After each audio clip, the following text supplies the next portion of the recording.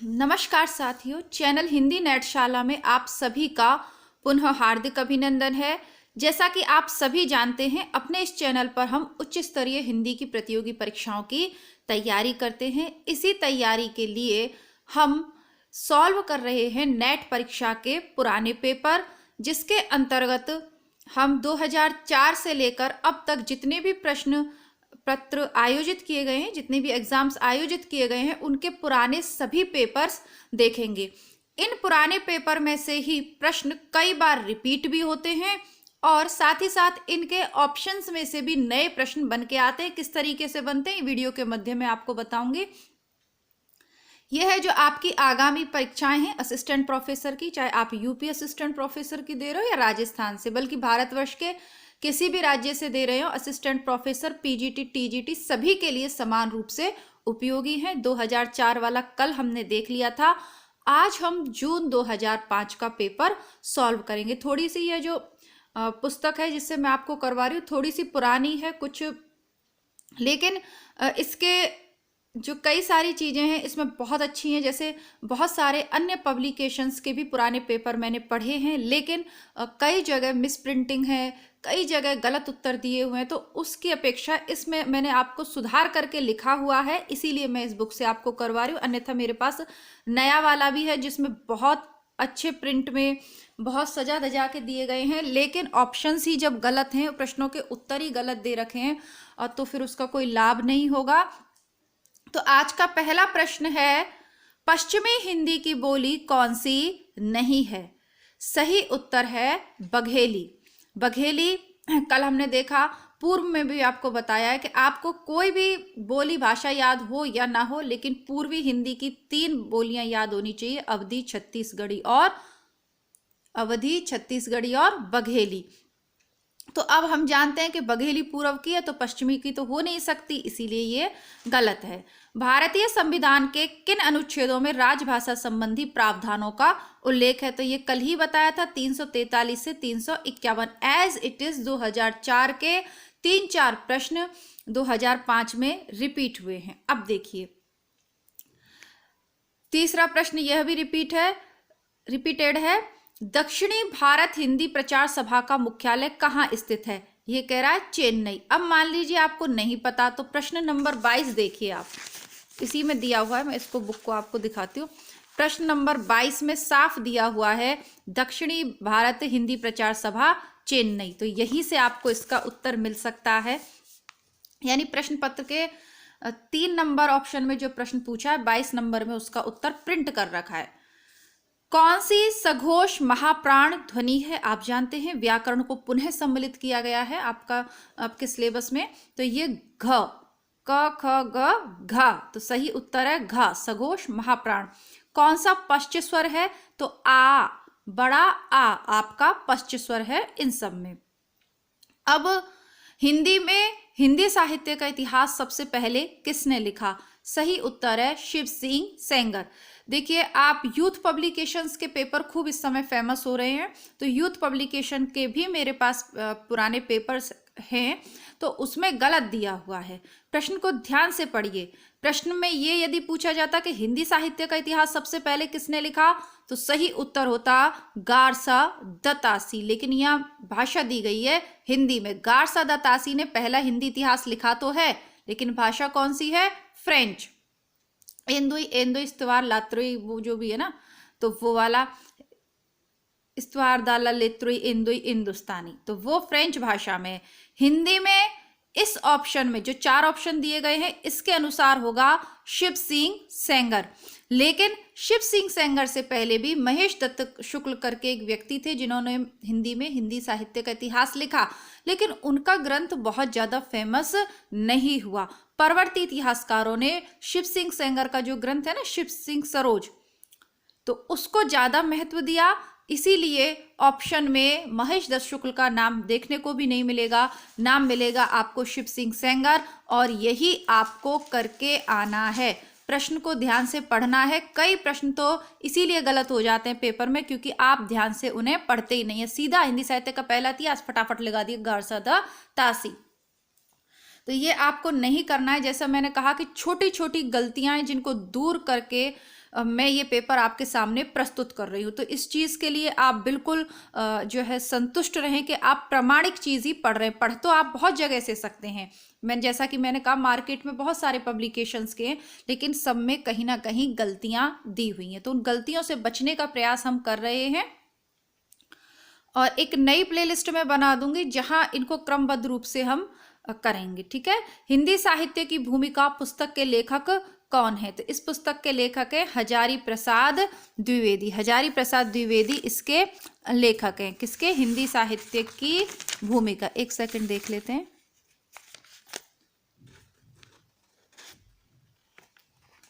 ये 34वें नंबर प्रश्न में फिर पुनः रिपीट कर दिया। हिंदी साहित्य की भूमिका हजारी प्रसाद द्विवेदी। ठीक है। तो यानी ये 7 नंबर वाला भी इसी पेपर में रिपीट हुआ है।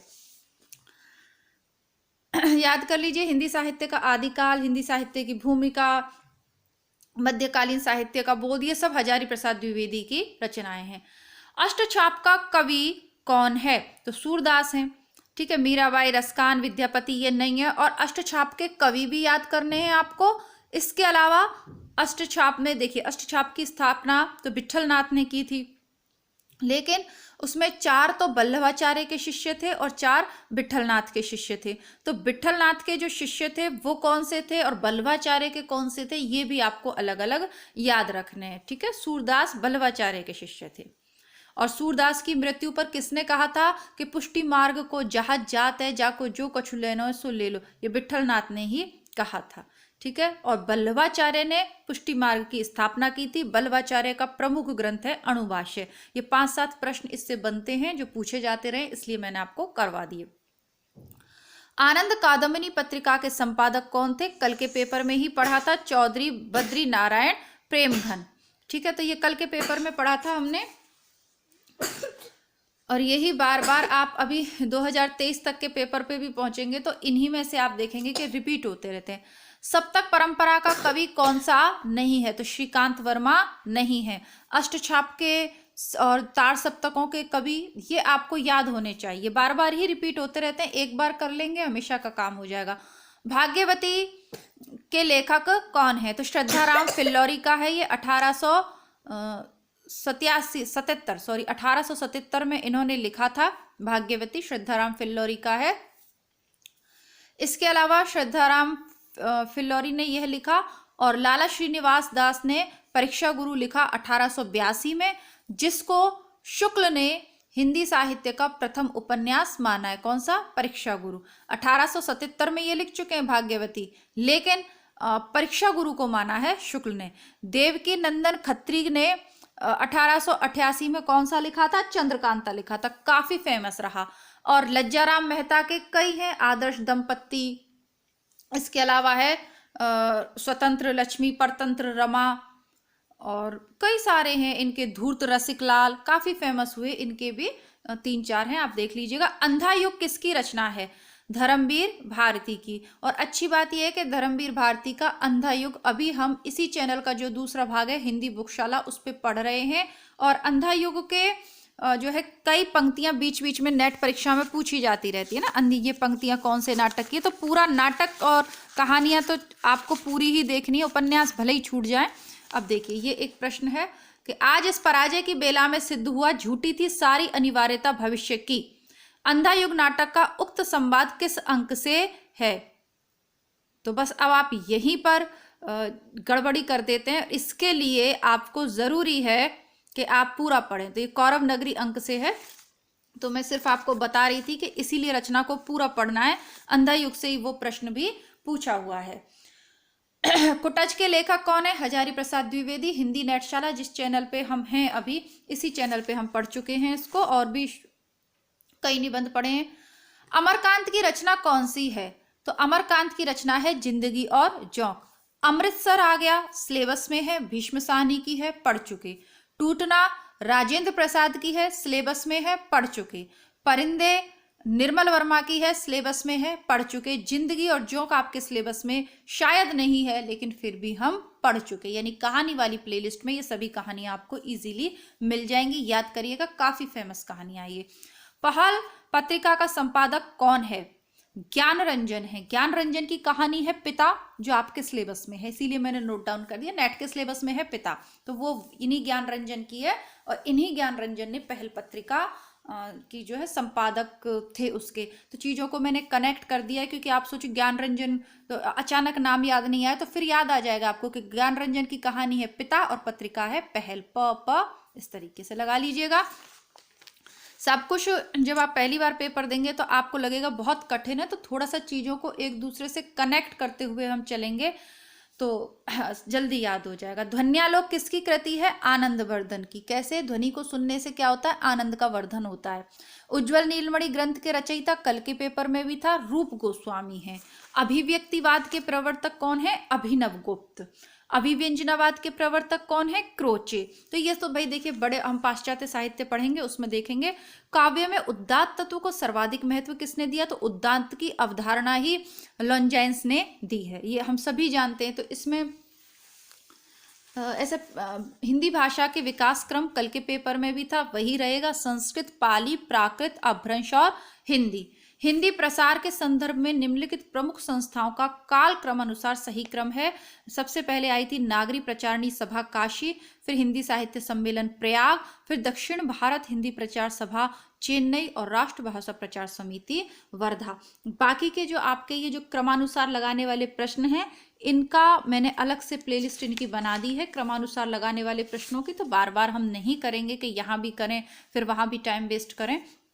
यहाँ पर मुख्य प्रश्न वो देखेंगे जो सभी पेपर, सभी परीक्षार्थियों के उपयोग के हों। देखिए क्रमानुसार लगाने वाले टीजीटी पीजीटी के लिए नहीं है, सिर्फ नेट और असिस्टेंट प्रोफेसर के लिए, तो वो अलग से प्लेलिस्ट है, चेक कर लीजिएगा। ध्यान रहेगा तो डिस्क्रिप्शन बॉक्स में लिंक दे दूंगी मैं उसका।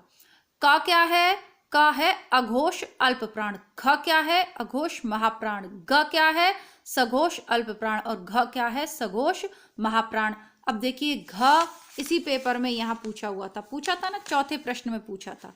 ये पेपर बनाने वाला पता नहीं क्या सो गया, चौथे प्रश्न में जो पूछ रहा है वही 31वें प्रश्न में भी पूछ रहा है। कामाता प्रसाद गुरु का कौन सा हिंदी व्याकरण? इसको तो आप सभी जानते हैं। किशोरी दास वाजपेयी की हिंदी शब्दानुशासन है, याद कर लीजिएगा। उदय नारायण तिवारी की हिंदी भाषा का उद्भव और विकास है, बस इसी नाम से हिंदी भाषा का उद्भव और विकास। हजारी प्रसाद द्विवेदी की काफी फेमस है। फिर रामविलास शर्मा की है भाषा और समाज। दो आपको रट लेनी है, एक तो रामविलास शर्मा की भाषा और समाज आलोचनात्मक इनका ग्रंथ है, बहुत पूछा जाता है। और कामाता प्रसाद का तो हिंदी व्याकरण फेमस है। ग्रंथों को उनके कवियों के साथ सुमेलित करना है। आत्मजयी किसकी है? कुंवर नारायण की। धरती त्रिलोचन की। आंगन के पार द्वार यह अज्ञे की है। और धूप के धान गिरिजा कुमार माथुर की। आंगन के पार द्वार यह एक कविता संग्रह है और इसकी सबसे फेमस कविता है असाध्य वीणा। आपके सिलेबस में है, असिस्टेंट प्रोफेसर के में, नेट के, आईएएस के, सबके सिलेबस में, और वो हम पढ़ चुके हैं। अच्छी बात यह है कि मुक्तिबोध की जो फेमस कविताएं हैं, मतलब जो भी कविताएं जिनसे अधिक प्रश्न पूछे जाते हैं वो सब हम कर चुके हैं। यानी चैनल की प्लेलिस्ट आपको चेक करनी है। नए विद्यार्थी हैं तो आपके नाटक, कहानी, उपन्यास, निबंध, जो कुछ भी आपका लगा हुआ है वो सब कुछ प्लेलिस्ट में है। आपको सिर्फ प्लेलिस्ट पे जाना है, चेक करना है और वहाँ से अपनी तैयारी करनी है। इसके अलावा पूरे हिंदी साहित्य के या पूरा आपका जो उसके प्रैक्टिस सेट्स में करवा चुकी हूँ, उनकी भी प्लेलिस्ट बनी हुई है। बाकी की जो आपकी बुक्स हैं वो इसी चैनल का दूसरा भाग है हिंदी बुकशाला, वहाँ पर आपको मिल जाएंगी। ठीक है, तो ये सब कुछ आपको प्लेलिस्ट में मिल जाएगा। नहीं मिले तो कमेंट बॉक्स में करिए, बताइएगा। शुद्ध कविता की खोज किसने लिखी? ये लिखी दिनकर ने। आत्मनेपद किसकी है? आत्मनेपद है अज्ञे की, एक साहित्यिक की डायरी, मुक्तिबोध की डायरी है। और हिंदी साहित्य की भूमिका लिखी है हजारी प्रसाद द्विवेदी ने। और यह भी प्रश्न रिपीट हुआ है इसी पेपर में, मतलब एक इसमें से हुआ है भूमिका वाला। आगे लिखते हैं। अब हम इतने प्रैक्टिस सेट करे आए ना कि ये वाला पेपर बहुत इजी लग रहा है। अब उस समय इजी नहीं लगता, लेकिन अब हमने इतने प्रैक्टिस सेट करे हैं। सरल इतिहास पढ़ा, सरस्वती पांडे, गोविंद पांडे का वस्तुनिष्ठ इतिहास पढ़ा, शुक्ल का इतिहास की पूरी बुक पढ़ी, तो अब ये पेपर्स सरल लग रहे हैं। ये उपमान मैले हो गए हैं, ये अज्ञे का है। प्रयोगवाद के जो प्रवर्तक है ना अज्ञे, जिनकी आत्मनेपद जिनकी रचना अभी हमने पढ़ी, तो उन्हीं ने कहा एक इनकी बाजरे की कलगी करके कविता है, ठीक है, आपके नेट के सिलेबस में शायद है, उसमें ये पंक्ति आती है कि ये उपमान मैले हो गए हैं, अब कुछ नए चाहिए, तभी तो प्रयोगवाद करे, प्रयोगवाद के अंतर्गत नए नए प्रयोग किए। दूसरा है हम राज्य लिए मरते हैं, तो ये मैथिली शरण गुप्त की रचना है साकेत। साकेत का नवम सर्ग हमारे चैनल का सबसे बढ़िया चलने वाला वीडियो है, जरूर देखें आप, देखा भी होगा यदि पहले चैनल से जुड़े हैं, नहीं देखा है तो पढ़ लीजिएगा। तो साकेत का जो नवम सर्ग है उसमें उर्मिला ये कहती है कि सच्चा सुख तो किसान कृषक भोगते हैं, हम तो केवल राज्य के लिए मरते हैं। बतरस लालच लाल की, तो ये बिहारी लाल जी की पंक्तियां हैं। और भक्तई ज्ञानई नहीं कछु भेदा, ये तुलसीदास की, आराम से पता चल रहा है कि सगुनई नहीं कछु भेदता, भक्तई ज्ञानई नहीं कछु भेदा, ये सारी पंक्तियां तुलसीदास की है, समन्वय के संबंध में उन्होंने कही हैं। अब गद्य की पंक्तियां यानी निबंधों से पंक्तियां ली हुई हैं, निबंध नाटक से, तो वो आपको देखनी है। बैर क्रोध का आचार या मुरब्बा है, तो ये शुक्ल का कथन है, ध्यान रखिएगा, कई बार पूछा है। अधिकार सुख कितना मादक और सारहीन है, तो ये प्रसाद का है, प्रसाद का नाटक है स्कंदगुप्त, हमने बुकशाला पे पढ़ा है। तो हिंदी बुकशाला पर जब स्कंदगुप्त हम पढ़ रहे थे, उसकी पहली ही जो थंबनेल मैंने बनाया था, पहले ही वीडियो जो था उसमें आपको इसको बिल्कुल बताया था कि ये पूछा जाएगा और पूछा जाता है। निज भाषा उन्नति अहे सब उन्नति को मूल, ये भारतेंदु की है। मर्द साठे पर पाठे होते हैं, प्रेमचंद का गोदान उपन्यास हमने इसी चैनल पे पढ़ा, हिंदी नेटशाला पे गोदान पढ़ा, उसके पहले ही भाग में ये है। तो इसमें ऐसा कुछ भी नया नहीं है जो हमने पढ़ा नहीं है, सब कुछ उसी में से पूछा जा रहा है जो हमने पढ़ा है। आगे देखते हैं, अब ये पत्रिकाएं हैं। हिंदी प्रतीप किसकी है, कल भी देखा था, बालकृष्ण भट्ट की है। ब्राह्मण पत्रिका किसकी है, प्रताप नारायण मिश्र की है। सरस्वती महावीर प्रसाद द्विवेदी के, सब जानते हैं। और वसुधा नहीं जानते होंगे तो याद कर लीजिए, वसुधा कमला है ना, ये सब एक ही है, तो कमला प्रसाद की है, ठीक है। आगे देख लेते हैं अब इनके काव्य रूपों। अब देखिए काव्य रूप और ध्यान रखिए, ये भी एक नए तरीके के प्रश्न है। अभी भी देखिए पंचवटी क्या है, पंचवटी खंड काव्य है, ठीक है, पंचवटी खंड काव्य है मैथिली शरण गुप्त का। प्रिय प्रवास क्या है, प्रिय प्रवास तो हिंदी खड़ी बोली का प्रथम महाकाव्य है, ये तो आपको रटा हुआ होगा, हरियोद का है। एक कंठ विस्पाई, एक कंठ विस्पाई ये काव्य नाटक है, और किसका है ये बालकृष्ण शर्मा, नहीं, एक कंठ विस्पाई उनका नहीं है, एक कंठ विस्पाई ये शायद दुष्यंत का है ना। हम विस्पाई जन्म के, वो बालकृष्ण शर्मा नवीन का। एक कंठ विस्पाई शायद दिनकर का है। और शिवा वामनी, शिवा वामनी क्या है, शिवा वामनी जो है ये मुक्तक है। पुनः देख लेते हैं, पंचवटी खंड काव्य है, प्रिय प्रवास महाकाव्य है, एक कंठ विस्पाई काव्य नाटक है, और शिवा वामनी मुक्तक है, भूषण की है शिवा वामनी। अब रस सूत्र के व्याख्याकारों को सिद्धांतों के साथ सुमेलित करना है। भट्टलोल्लट उत्पत्तिवाद, शंकुक अनुमतिवाद, नायक भुक्तिवाद और अभिनव गुप्त अभिव्यक्तिवाद। अब भी आप चाहे 2023 में देंगे ना तो भी ये पूछा जाएगा, तो इसको आप रट लो। लोल्लट उत्पत्ति से लाला हुआ, मतलब उत्पत्ति हुई। शंकुक कैसा होता है, शंकुक बार बार अनुमिति करता रहता है, मतलब बार बार घूमता रहता है ना ऐसे बस। और भट्टनायक क्या करेगा, नायक क्या है, वो तो नायक है, हीरो है, तो क्या करेगा, भोग करेगा, यानी भुक्तिवाद भोगवाद। अभिनव गुप्त का अभिव्यक्तिवाद, तो शुरू का अभी इधर है और उधर भी अभिव्यक्तिवाद का अभी और अभिनव गुप्त का अभी, दोनों को मिला लीजिए, इजीली ट्रिक है, याद हो जाएगी। अब याद हो जाए अच्छी बात है, वरना छोटी मोटी ट्रिक का सहारा भी हम ले सकते हैं। अब ये पश्चिम साहित्यकारों को सुमेलित करना है। ज्यापाल सात्र का क्या है, अस्तित्ववाद के प्रवर्तक हैं। ज्योक देरिंदा विखंडनवाद के प्रवर्तक हैं। टी.एस. इलियट किसके हैं, निर्व्यक्तिकता के हैं। और क्रॉचे अभिव्यंजनावाद के। इसी पेपर में ये भी रिपीट हुआ है, अभी पूछा था क्रॉचे किसके हैं, तो बस उसी में रिपीट हुआ है, कुछ नया नहीं है। स्थापना और तर्क वाले जो प्रश्न हैं इनकी अलग से प्लेलिस्ट है, उसका डिस्क्रिप्शन बॉक्स में लिंक दे दूंगी, देख लीजिएगा। अब ये स्थापना और तर्क वाले हैं, जैसे ये पूछे हुए हैं, तो ये कविता क्या है निबंध से पूछा हुआ है, अगर आप देखना चाहें तो, ठीक है, ये भी पूछा है। इसके अलावा फिर ये नई कविता में छाए, तो ये सारी चीज़ें आपको निबंध में मिल जाएंगी। अब ये गद्यांश है, तो ये गद्यांश भी मैं आपको नहीं करवा रही हूँ, 5 प्रश्न पूछे हुए हैं इसलिए नहीं करवा रही हूँ क्योंकि ये जो गद्यांश है रामचंद्र शुक्ल का निबंध है कविता क्या है, वहां से लिया हुआ है। और रामचंद्र शुक्ल का निबंध संग्रह है चिंतामणि। चिंतामणि के जितने भी प्रमुख निबंध हैं वो सब प्लेलिस्ट में उपलब्ध हैं और आपके सिलेबस में, चाहे आप असिस्टेंट प्रोफेसर का पढ़ रहे हो, एमए के लिए पढ़ रहे हो या नेट के लिए पढ़ रहे हो, कविता क्या है, निबंध, श्रद्धा और भक्ति, ये सब सिलेबस में। तो कृपया करके आपके स्थापना तर्क वाले प्रश्नों में भी कविता क्या है निबंध काफी महत्वपूर्ण रोल अदा करता है। आपके गद्यांश भी वहां से पूछे जाते हैं, तो आप इसको कर लीजिएगा। दोनों चैनल पे मैं कविता क्या है निबंध करवा चुकी हूँ, तो आप देख लीजिएगा।